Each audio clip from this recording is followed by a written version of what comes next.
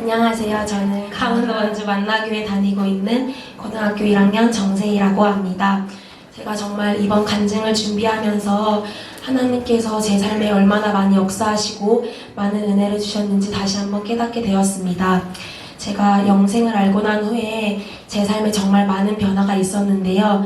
영생을 알기 전에도 이제 교회 가는 것은 원래 좋아했고 이제 교회 가는 건 좋아했고 동생들이랑 같이 예배 드리는 것은 원래 좋아했는데 또 엄마께서 영생을 알기 전에도 이제 감사하는 훈련도 시키셨고 절제하는 훈련도 많이 시키셔서 저는 다른 애들과 다른 삶을 살고 있기 때문에 나는 이 정도면 되겠지. 난 당연히 천국 갈 거야. 다른 애들이 놀고 있을 때 나는 예배를 드리고 있고 다른 애들이 막 놀고 세상 언어를 쓸 때 나는 성경을 읽고 찬양을 드리고 있으니까 난 당연히 천국 갈 수 있을 거야 라고 생각을 했어요.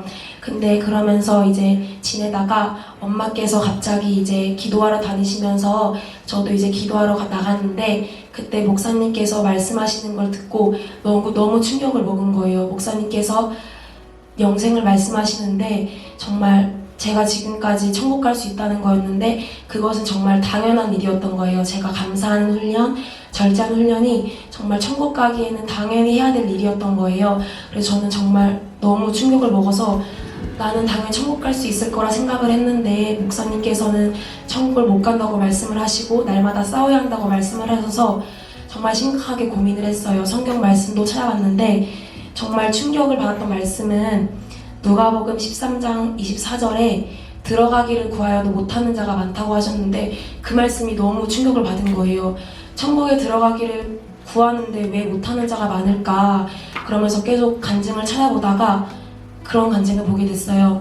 장로님들과 목사님들과 집사님들이 지옥불에 떨어진다는 간증을 보게 되면서 저렇게 신앙적으로 대단하신 분들이 왜 지옥에 떨어지셨을까라고 생각해 봤는데 그때 딱 목사님께서 하신 말씀이 떠올랐어요. 천국 가는 길은 엄청 좁고 협착하기 때문에 들어가기가 쉽지가 않다. 그 말씀을 듣고 이제 저 안에 딱 두려움이 생기기 시작했어요. 내가 이러고 있으면 절대 천국에 가지 못하겠구나. 내가 어떻게 해야 천국에 갈 수 있고 어떻게 해야 주님께 나아갈 수 있을까 하면서 계속 기도를 하기 시작했습니다. 그러면서 기도를 하기 시작했는데 점점 기도하기 시작하면서 제일 중요하게 깨달았던 것은 예배의 중요성을 깨닫게 됐어요. 제가 옛날에는 이제 형식적으로 예배를 드렸고 시간 맞춰서 예배 드리러 갔고 끝나면 집에 가는 그런 형식적인 예배를 드렸는데 영생을 알고 나보니 이 예배가 얼마나 중요한지를 깨닫게 됐어요. 영생의 길을 걸어갈 때에는 제 힘으로 걸어가는 것이 아니라 주님의 힘으로 걸어갈 수 있는데 주님의 힘을 받으려면 주님을 만나야 하잖아요. 근데 그 주님을 만나는 가장 중요한 만남의 장소가 예배라고 생각이 들어서 정말 영생을 알고 난 후에 예배가 얼마나 중요하고 진정한 예배란 무엇인지 또한 정말 선한 싸움을 한 예배가 무엇인지 깨닫게 되면서 이 영생을 알고 난 후에 저에 대한 예배의 인식이 바뀌게 되었고 예배에 대한 태도와 또 예배에 대한 마음의 중심과 또 예배에 어떻게 임해야 되는지를 알게 되었습니다. 그러면서 이제 계속 기도하게 되었는데요. 기도를 하면서 하나님께서 이제 분별력을 더하여 주시고 저한테는 무엇보다 꿈을 통하여 많이 말씀을 해주셨어요.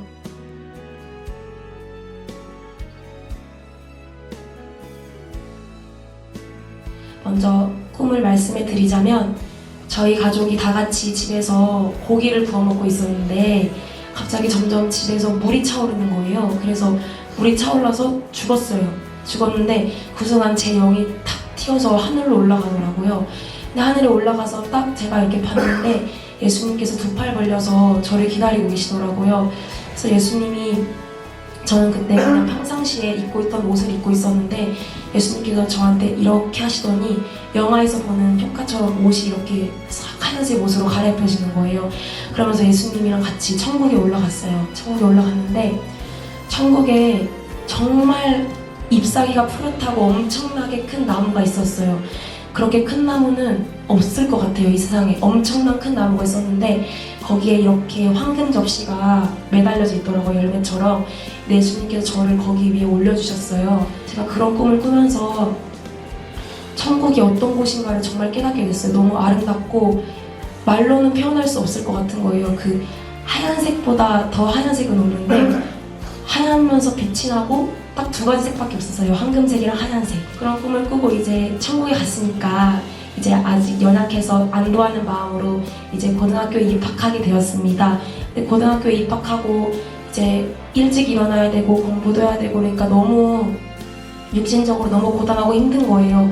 그래서 이제 저희 교회는 매일 기도를 하는데 매일 기도하는 것이 너무 힘들고 그러다 보니까 예배 시간에 졸고 기도할 때 졸고 그러다 보니까 이제 하나님과 더욱더 멀어지는 느낌이 드는 거예요.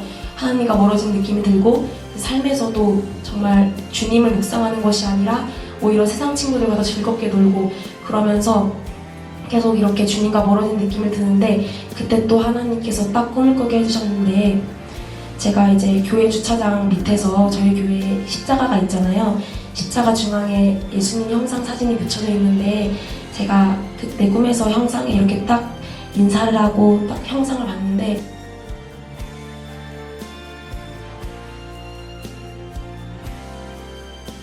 주님의 음성이 들리는 거예요. 너는 지옥이다. 너는 지옥이다.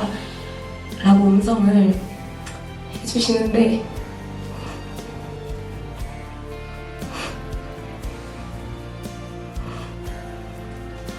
제가 그때 너무 충격을 받아서 내가 지금 죽으면 지옥이구나.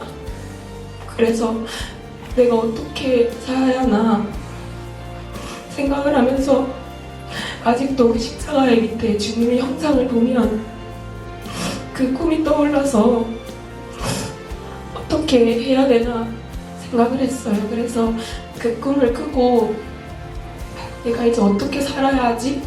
어떻게 해서 주님께 발견될 수 있지라는 생각으로 이제 계속 전략을 세웠습니다. 제가 이 두 가지 꿈을 꾸면서 한 번 구원은 절대 영원하지 않다는 것을 알게 됐어요. 왜냐하면 제가 천국에 올라가서 그 황금 접시 위에 올려져 있었는데 주님께서는 이제 제가 기도를 하지 않고 주님을 사랑하지 않으니까 지옥이라 말씀을 하신 것처럼 정말 성경에 기록되어 있는 것처럼 생명책에서 이름이 지워질 수 있고 절대 한 번 구원은 영원하지 않다는 것을 주님께서 다시 한번 깨닫게 해주셨습니다.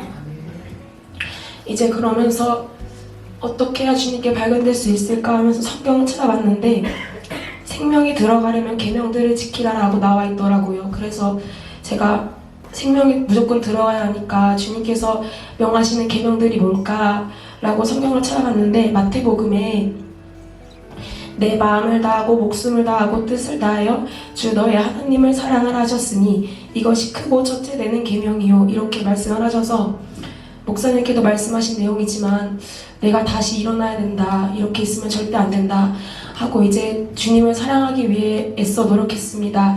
아침에 일어나면 바로 주님을 사랑한다 고백을 하고 학교 가는 걸음걸음마다 주님 사랑합니다 주님 사랑합니다 고백을 하고 버스 탈 때에도 큰 소리로 말할 순 없지만 속으로 주님 사랑합니다 주님 사랑합니다 하고 학교에서도 세상 친구들이 세상 음악을 들을 때 저는 귀를 막으면서 주님 사랑합니다 주님 사랑합니다 하고 학교에서 일부러 성경 말씀을 보려고 했었고 친구들 사이에서 큐티를 하려고 했었어요. 그래서 애들이 많이 물어봤죠. 너는 지금 뭐 하고 있냐?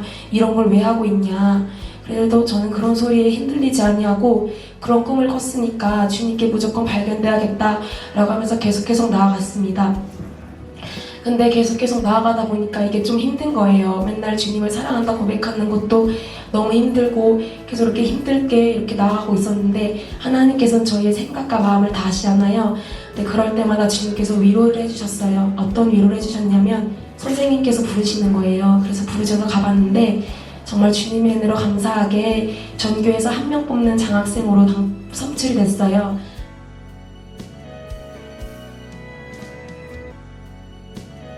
그래서 하나님께서 정말 이런 식으로 나에게 위로를 주시는구나 라고 생각을 했는데 하나님께 다시 한번 감사를 드렸고 하나님께서는 기도를 안 하고 예배를 안 드리는 것이 원하시는 것이 아니라 하나님께서 정말 매번 주님을 사랑하기를 원하시고 매번 삶 속에서 예배가 있어야 주님께서 기뻐하시는구나를 다시 한번 깨달았습니다. 이런 은혜를 받으면서 다시 한번 고민했던 것은 무엇이냐면 나는 주님을 생각하면 기쁜데 주님은 나를 생각하면 기쁘실까? 라는 생각을 해봤어요. 그래서 저희 엄마가 항상 기도해 주시는 게 주님의 기쁨이 되는 자녀가 되게 해달라고. 그래서 그것도 제가 원하는 것이었고 엄마께서 소원하는 것이었고 그랬는데 나는 과연 주님의 기쁨인가? 만약에 내가 주님 앞 심판대 했으면 주님께 달려가서 하나님 저 이것도 했고 이것도 했고 이것도 했어요. 그래서 정말 주님의 기쁨이 되고 주님께서 인정받으시는 그런 삶을 살고 있는가 하고 되돌아봤는데 전혀 그런 열매들이 없는 거예요. 그래서 하나님께 기도를 했어요. 주님, 어떻게 해야 주님의 기쁨이 될 수 있겠습니까? 제가 어떻게 해야 이렇게 주님의 기쁨으로 살 수 있겠습니까? 계속 기도를 했는데 주님께서 말씀을 해주셨어요. 내가 너를 학교에 보내는 이유가 무엇인 줄 알겠냐? 학교는 너의 사역장이다. 너가 학교에 가지 않으면 그런 또래 같은 아이들을 너가 어디서 만날 수 있겠느냐? 너는 가서 복음을 전파해라. 말씀을 해주시는데 그 말씀을 딱 듣고 저는 항상 하나님께 기도했어요. 학교 생활 너무 힘들고 저는 못 버틸 것 같다고 기도했는데 하나님께서는 오로지 영혼에 관심이 있으신 거예요. 한 영혼에 관심이 있으셔서 제가 정말 하나님께서는 그 영혼을 구하는 것이 가장 큰 기쁨이라고 말씀을 하셔서 나도 이제 아이들에게 전도를 해야겠다. 주님의 기쁨이 되기 위해서는 정말 전도하기를 힘써야겠다라고 생각을 해서 주님께 기도했어요. 하나님 정말 주님께서 찾으시는 영혼을 보내주세요. 고넬료 같은 의인을 저에게 보내주세요. 하는데 하나님께서 응답을 해주셨어요. 내 친구들이 점점 저한테 몰려오기 시작했고 점점 세희야 너가 기독교면 정말 신이 있냐고 물어보는 친구도 있었고 그러면서 이제 계속 천국과 지옥의 영상을 보내주게 되면서 점점 하나님께서 전도할 수 있는 기회를 많이 열어주셨습니다. 그러면서 주님께서 담대함을 허락하여 주시고 이럴 때는 어떻게 해야 되는지 주님께서 생각해 주시고 그리고 무엇보다 영혼을 품고 기도할 수 있는 것이 무엇인지를 깨닫게 해주셨어요. 그래서 정말 이 길이 고되고 힘들지만 주님께서 이 고난이 장차올 영광에 비교할 수 없다고 말씀을 하셨잖아요. 그래서 저도 이 길을 걸어갈 때 때로는 힘들고 때로는 고되지만 주님께서 계신 천국을 바라보며 나아가고 있습니다. 저를 버리시지 아니하시고 힘들 때마다 항상 위로해 주시고 좁은 길을 걸어갈 때에 날마다 힘써 주시며 무엇보다 제 삶에 오셔서 길이 되신 주님께 모든 영광 올려드립니다. 감사합니다.